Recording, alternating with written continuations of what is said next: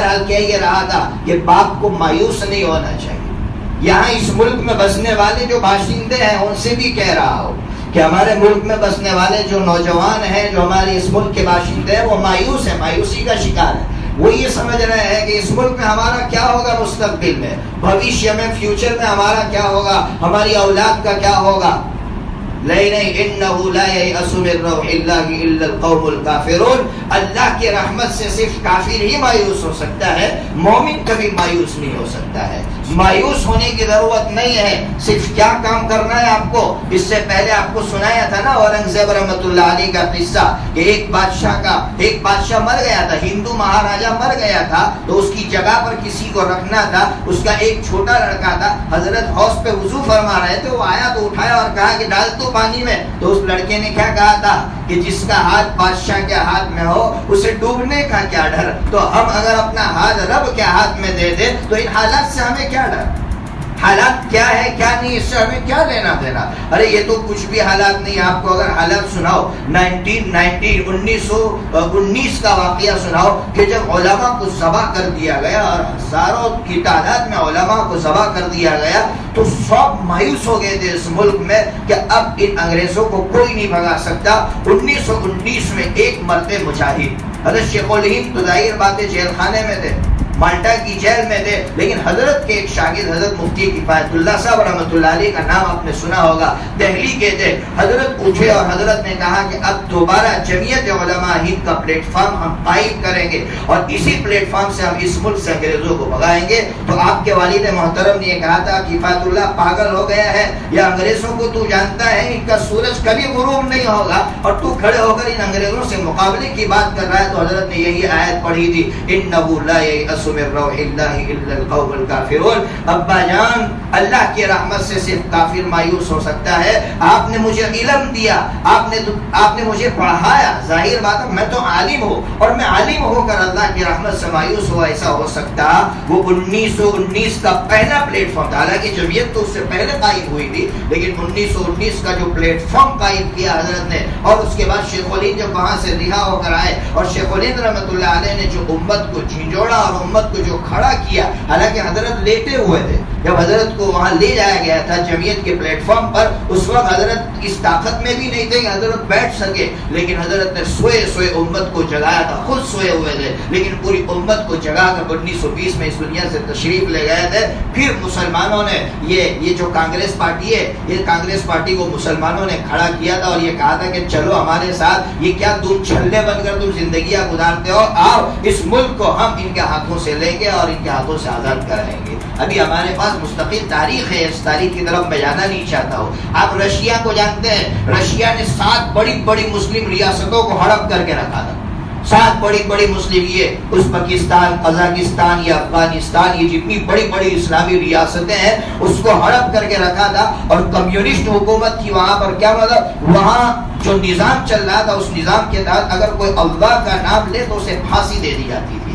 آپ جانتے ہیں 1992 میں جب یہ مسلم ریاستیں آزاد ہوئی، 7 مسلم ریاستیں اس کے اندر سے الگ ہوئی، اس وقت جب سروے کیا گیا تو 20,000 علماء کرام تیار ہو چکے تھے اور 1 لاکھ سے زائد حفاظ تیار ہو چکے تھے. جس رشین حکومت میں اللہ کا نام لینا جرم سمجھا جاتا تھا، وہاں یہ علماء کہاں سے پیدا ہو گئے اور حفاظ کہاں سے پیدا ہو گئے؟ بس پیدا ہوئے کہ اللہ تعالیٰ نے علماء دیوبند کو، اللہ تعالیٰ نے یہ فراست اور یہ طاقت، جرأت ایمانی عطا فرمائی تھی کہ وہ تہخانوں میں بیٹھ کر پڑھاتے تھے بچوں کو. تہخانوں میں بیٹھ کر ایک ہفتے تک وہ کھانے نہیں کھاتے تھے، پانی پی کر وہ زندگیاں گزارتے تھے، لیکن ان کو گوارا نہیں تھا کہ جس سرزمین پر اللہ کا نام لیا گیا اس سرزمین پر اللہ کا نام لینا جرم ہو جائے. ایک وقت آئے گا کہ یہاں سے ہزاروں لاکھوں حفاظ پیدا ہوں گے. اور رشین حکومت نے جب سروے کیا تو رشین حکومت پریشان تھی کہ یہاں لاکھوں علماء کا یہ لاکھوں حفاظ کیسے پیدا ہوں گے. اس لیے اس ملک میں اگر ہم بستے ہیں تو مایوس ہونے کی ضرورت نہیں ہے. ارے فرعون کو جانتے ہیں؟ فرعون سے بڑھ کر کوئی فرعون پیدا نہیں ہوگا، قیامت تک پیدا نہیں ہوگا. یہ جتنے فرعونہ ہیں جن کو ہم ابھی دیکھ رہے ہیں وہ تو اس فرعون کے مقابلے میں کچھ بھی نہیں ہے. مچھر کے پر کے برابر ہے۔ اس فرعون کے سامنے جب جادوگروں نے ایمان قبول کیا تھا تو فرعون نے کیا کہا تھا؟ یہ کہا تھا ہاتھ پیر خلاف سنگ سے کاٹ دوں گا، سولیاں دوں گا، اور تم جان لو گے کہ مجھ سے بڑا سزا دینے والا کوئی نہیں ہے۔ تو ان جادوگروں نے جو جملہ کہا تھا اس جملے کو نوٹ کر لو، اپنی اولادوں کو سکھاؤ۔ کیا نوٹ کرو؟ ان جادوگروں نے یہ کہا تھا فَقْضِ مَا أَنْتَ قَاصٍ، جو اکھاڑ سکتا ہے اکھاڑ دے، انما تقضی هذه الحیات الدنیا، کب تک کر سکتا ہے؟ دنیا کی زندگی تک ٹکا پوٹی کر سکتا ہے، اور کیا کر سکتا ہے؟ پھر جو جملہ کہا اپنی اولادوں کو وہ جملہ سکھاؤ، انا آمنا بربنا لیغفر لنا، اے فرعون وہ رب ہماری رگ و پے میں رچ بس چکا ہے، اب دنیا کی کوئی طاقت اس رب کو اندر سے نہیں نکال سکتی۔ یہ اس کی جرأت ایمانی کے ساتھ جینے کی ضرورت ہے، حکمت کے ساتھ جینے کی ضرورت ہے۔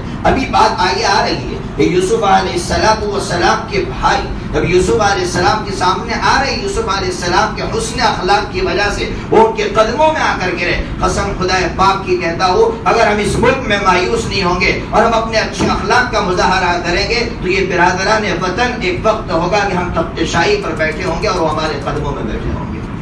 ضرورت ہے اس بات کی کہ ہم اچھے اخلاق پیش کریں، جو اخلاق یوسف علیہ السلام نے پیش کیے تھے۔ یہ تو میں نے زائد باتیں کہہ دی جو یہاں یا بنی اذهبوا فتحسسوا پر آئی تھی، ورنہ بات تو مجھے پوری کرنا ہے۔ کل جو ہے آخری دن ہے، کل آخری دن کے بعد جو ہے آپ کو بھی چھٹی ہو جائے گی، اور میں بھی جو ہے کئی دن سے تھوڑا تھکا ہوا ہوں تو میں بھی چھٹی چاہتا ہوں۔ آپ ہی صاحب منع کر رہے ہیں، نہیں بولے، میں نے کہا بھائی میں بھی تو انسان ہوں، بولتے رہتا ہوں کون گھنٹے تک، ظاہر بات ہے کہیں ایسا نہ ہو کہ پھر یہی سے میرا جنازہ آپ لوگ اٹھائے۔ بہرحال تو یوسف علیہ السلام کے بھائی اب آ رہے ہیں تیسری مرتبہ، یہ تیسری مرتبہ آ رہے ہیں، لیکن تیسری مرتبہ جو آ رہے ہیں نا اس کا انداز ہی الگ ہے۔ انداز دیکھیے کیا انداز ہے، قرآن انداز بیان کر رہا ہے۔ کیا کہہ رہا ہے؟ یا ایھا العزیز مسنا واہلنا الضر وجئنا ببضاعۃ مزجاۃ فأوف لنا الکیل وتصدق علینا ان اللہ یجزی المتصدقین۔ عجیب و غریب آیت ہے۔ کیا کہہ رہے ہیں کہ اے عزیز، عزیز کہتے ہیں کس کو؟ طاقتور کو۔ اللہ عزیز ہے، اللہ طاقتور ہے۔ کہہ رہے یہ عزیز کیا ہوا؟ کہا دیکھو تو صحیح مسنا وَأَهْلَنَا الضُّرُّ وَجِئْنَا بِبِضَاعَةٍ مُزْجَاةٍ، ہمارے گھر کا حال تو دیکھو، ہمارے گھر کا حال تو آ کر دیکھو، کیسی پریشانی میں ہم مبتلا ہے۔ اچھا لیکن بادشاہ سلامت، پیسے اتنے نہیں ہیں جتنے پیسوں میں غلہ آ سکے۔ بِبِضَاعَةٍ مُزْجَاةٍ، ہم تھوڑی سی پونجی لے کر آئے ہیں، لیکن بادشاہ سلامت آپ کی شان عالی کی طرف دیکھتے ہوئے ہم آپ سے یہی درخواست کرتے ہیں فَأَوْفِ لَنَا الْكَيْلَ، ہمیں پورا پورا دیجئے، بلکہ ہم تو آپ سے یہ درخواست کرتے ہیں کہ آپ ہم پر احسان کا معاملہ فرمائیے۔ ان اللہ یجزی المتصدقین، اللہ تعالیٰ احسان کرنے والوں کو پسند فرماتے ہیں۔ کیا عاجزی ہے بھائیوں کی۔ یوسف علیہ السلام نے جب یہ عاجزی اپنے بھائیوں کی دیکھی، دل پگھل گیا، دل پگھل گیا آپ کا کہ یہ میرے بھائی اور میرے سامنے آ کر عاجزی کر رہے ہیں۔ یاد رکھنا بھائی وہ قیمت ہے کہ اگر بھائی نہ ہو تو قوت بازو نہیں ہو جائے۔ بھائی جو اللہ نے بھائی دیے نا، بھائی کو ہم کچھ بھی سمجھتے ہو، چاہے بھائی آپس میں لڑ پڑتے ہو، لیکن بھائی کا وجود ہمارے بازو کی قوت ہوتی ہے۔ جس کے بھائی نہیں ہوتے ایسا لگتا ہے اس کا ایک بازو نہیں ہے۔ جس کی ماں نہ ہو اس کے بارے میں ایسا لگتا ہے اسے شفقت سے محروم رکھ دیا گیا ہے، اور جس کا باپ نہ ہو ایسا لگتا ہے کہ اسے خودداری سے محروم کر دیا گیا ہے۔ خودداری باپ سے وجود میں آتی ہے بیٹے کے اندر، یہ اللہ نے ایسے رشتے رکھے ہیں، تو بھائی ہوتے ہیں۔ یوسف علیہ السلام کا دل پگھل گیا۔ اب کہہ رہے ہیں، کیا کہہ رہے ہیں؟ یوسف علیہ السلام کہہ رہے هل علمتم ما فعلتم بيوسف واخيه اذ انتم جاهلون۔ اب یوسف علیہ السلام کا انداز دیکھیے۔ یوسف علیہ السلام کہہ رہے تم جانتے ہو تم نے یوسف کے ساتھ اور ان کے بھائی بنیامین کے ساتھ کیا کیا تھا، لیکن تم نے جو کیا وہ نادانی میں کر لیا تھا۔ وَأَنْتُمْ جَاهِلُونَ کہہ رہے ہیں، یہ کہہ رہے جان بوجھ کر نہیں کیا، یہ تمہاری شرارتیں نہیں تھی، یہ تمہارے پلاننگ نہیں تھے، بلکہ تم نے جو کچھ بھی کیا نادانی میں کیا۔ اتنا سب کچھ کیا اس کے باوجود کہہ رہے ہیں تم نے جو کچھ بھی کیا نادانی میں کیا۔ مجھے یاد ہے میرے استاد محترم نے مجھ سے کہا تھا کہ بیٹا اگر پڑھانے جا رہا ہے تو جو طالب علم، جو بچہ تمہارے سامنے پڑھنے آتا ہے اس کو کبیر، شرارتی اور سازشی مت سمجھنا، اس کو غافل سمجھنا۔ اس کو نادان سمجھنا تو تمہاری باتیں وہ قبول کرے گا، تمہاری باتیں۔ اسی طرح جو داعی حضرات ہیں، جو دعوت کا کام کرتے ہیں، میں ان سے کہہ رہا ہوں، آپ اپنے مدعو کو، جس کو آپ دعوت دینے جا رہے ہیں، اس کو کبھی آپ سازشی مت سمجھیے، شرارتی مت سمجھیے۔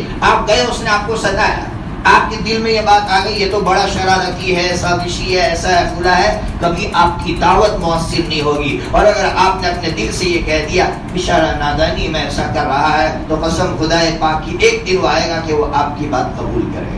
یہ ہے وَأَنْتُمْ جَاهِلُونَ۔ اب بھائیوں کے کان کھڑے ہو گئے کہ بھائی یہ یوسف لگ رہا ہے، یہی یوسف لگ رہا ہے، تو پوچھ رہے اِنَّكَ لَأَنْتَ يُوسُف، ہاں آپ یوسف ہے۔ اب کہہ رہے ہیں انا یوسف وہذا اخی، میں یوسف ہوں اور یہ میرا بھائی بنیامین ہے۔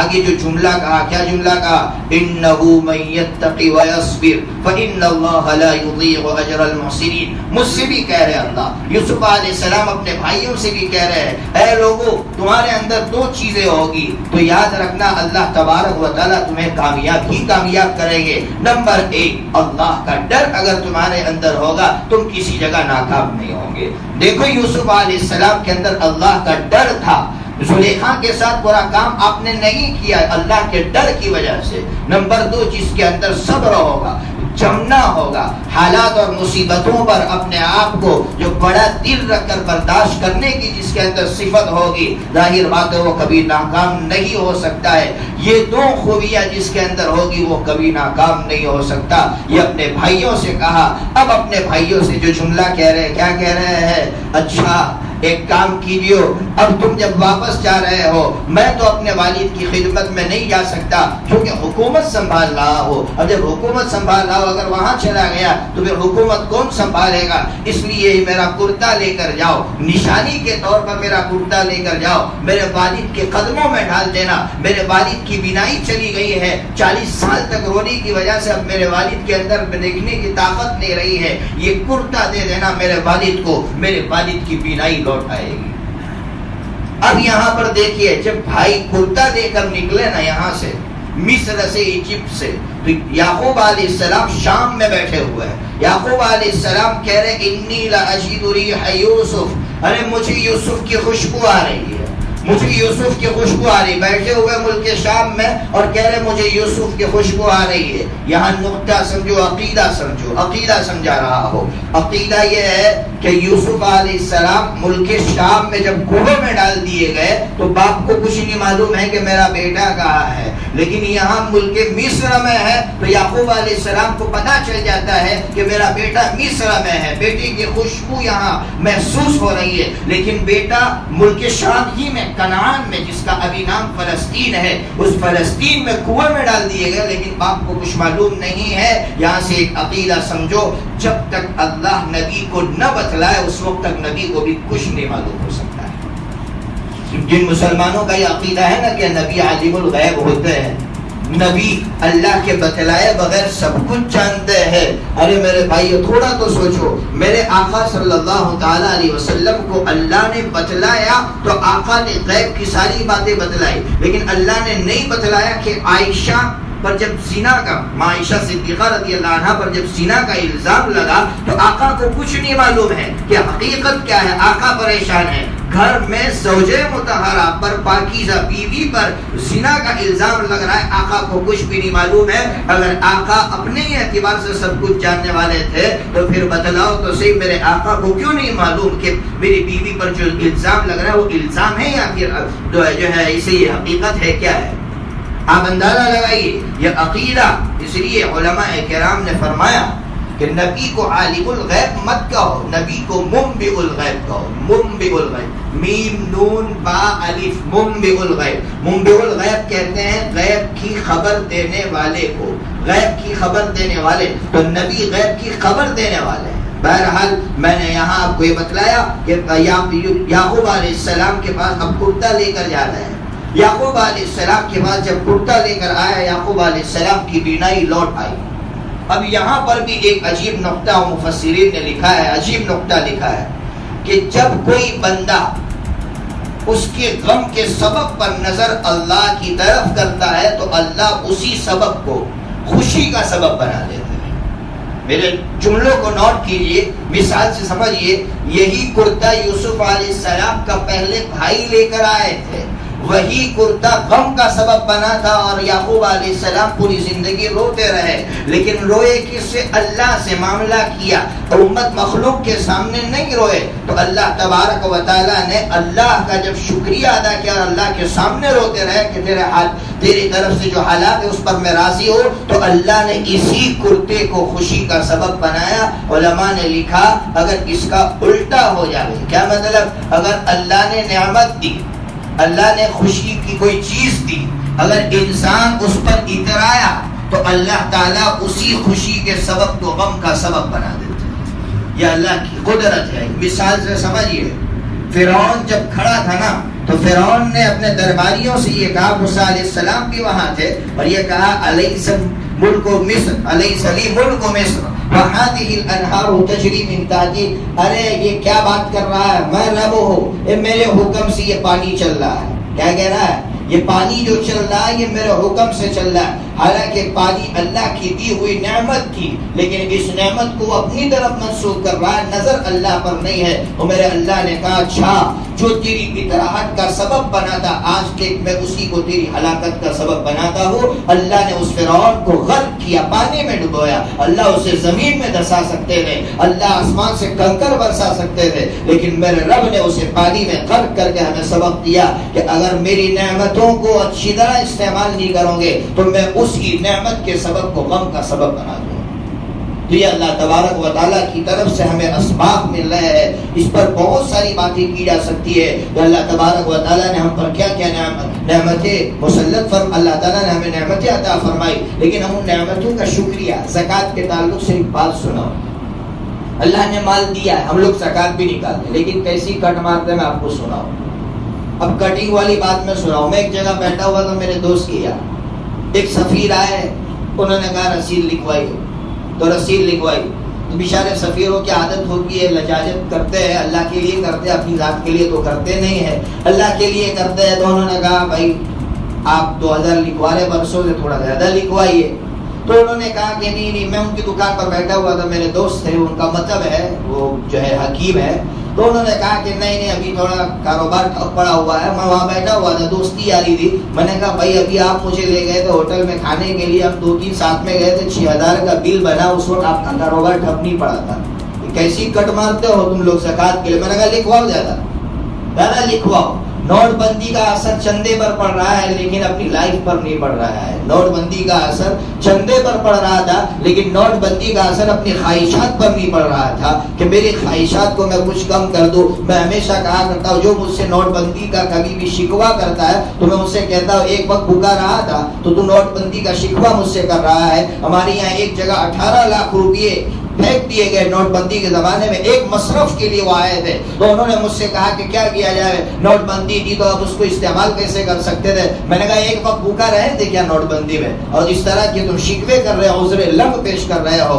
یہ ظاہر بات ہے یہ ہمارے نفس کے چونچلے ہیں جس نفس کی شرارت سے بچنے کے لیے کل ہی بات آئی تھی۔ اس لیے میرے بھائیو، اللہ تبارک و تعالیٰ نے جتنی نعمتیں ہمیں عطا فرمائی ہے اس پر اللہ کا شکریہ ادا کریں، نظر اللہ کی طرف رکھیں۔ ہم اپنی حیثیت کو پوسٹ مین کی رکھے۔ پوسٹ مین کے پاس جو منی آرڈر ہوتا ہے نا، کبھی آپ نے اچھلتے ہوئے نہیں دیکھا ہوگا۔ کیوں اچھلتے ہوئے نہیں دیکھا؟ وہ کہے گا میرا تھوڑی ہے، دوسرے کو دینا ہے، تو بس ایسا ہی سمجھو میرا نہیں ہے، اللہ نے مجھے وکیل بنایا ہے کہ میں یہ مال کسی میرے فلاں بندے تک پہنچا دو، میں پہنچانے کے لیے بس ایک ذمہ دار ہو، اتنی حیثیت ہے میری، اس سے زیادہ نہیں ہے۔ تو پھر اللہ تبارک و تعالیٰ نعمتوں میں اضافے فرمائیں گے۔ وآخر دعوانا ان الحمدللہ رب العالمین۔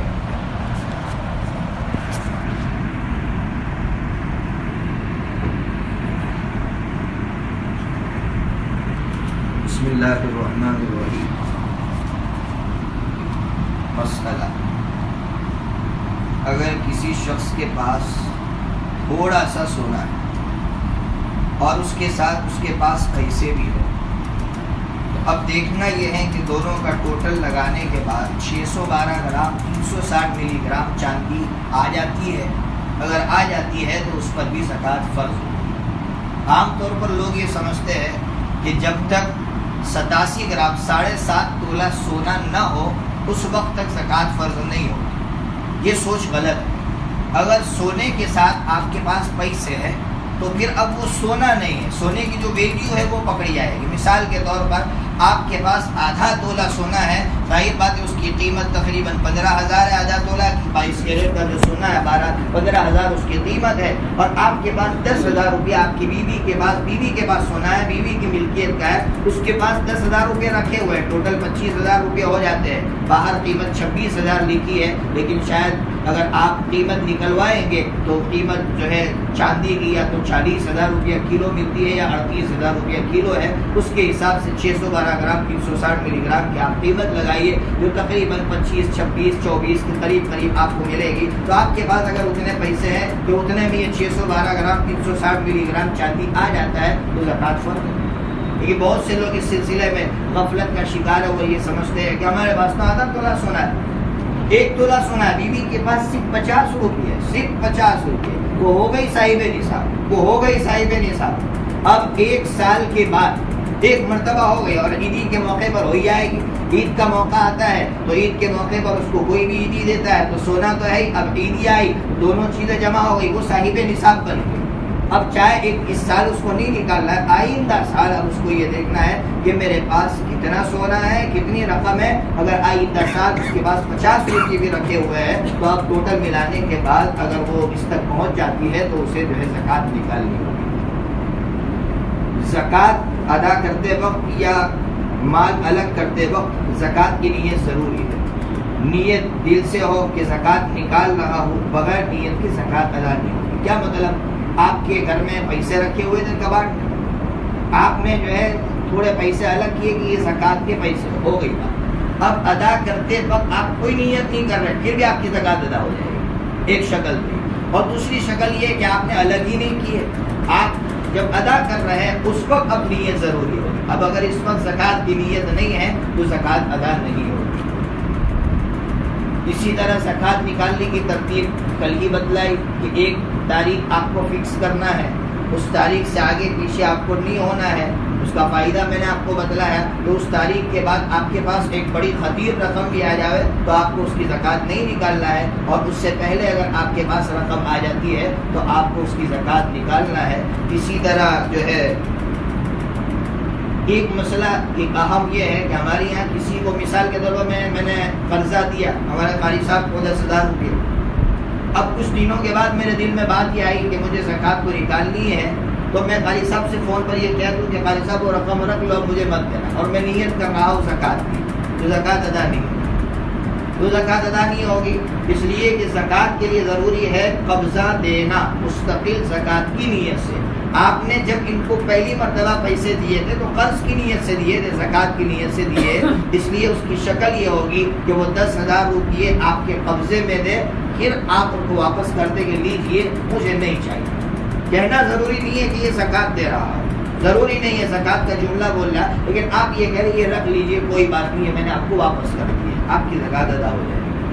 اور ایک مسئلہ قرآن مجید کے تعلق سے، قرآن مجید کے عظمت کے تعلق سے کریے، بلکہ یوں کہیے کہ اللہ تبارک و تعالیٰ نے یہ جو وقف کی چیز ہمارے پاس امانت کے طور پر رکھی ہے، اس سلسلے میں ایک خیانت تھوڑی سی ہم سے غفلت سے ہو جاتی ہے کہ ہم لوگ جب قرآن پاک پڑھتے ہیں، جب صفحہ الٹنا ہوتا ہے تو ہم لوگ تھوک لگاتے ہیں، تھوک لگانے کے بعد صفحے کو پکڑتے ہیں اور یوں صفحہ پلٹتے ہیں، جس کی وجہ سے ظاہر بات ہے وہ چیز جو وقف کی تھی، وہ امانت تھی ہمارے پاس، اس میں ایک ضیاع کا خطرہ ہے کہ وہ پیج میری وجہ سے ضائع ہو رہا ہے، پھٹ رہا ہے۔ ظاہر بات ہے اس کی حفاظت کی ذمہ داری میری بھی ہے، اس لیے اس سلسلے میں بہت احتیاط کیا جائے۔ جب صفحے کو ہم پلٹے الٹے تو اس وقت بغیر تھوک لگائے، اس طرح جیسے یہ ہماری خود کی چیز ہو، ہم اس کو الٹ رہے ہیں، بہت حفاظت کے ساتھ، سرکاری کاغذات ہوتے ہیں تو کیسی حفاظت کے ساتھ رکھتے ہیں، اور کیسا کہیں بوسیدہ ہوا کہیں پھٹ نہ جائے تو کس طرح ہم اس کو الٹتے ہیں اور رکھتے ہیں، اس سے زیادہ عظمت کے ساتھ اللہ تبارک و تعالیٰ کے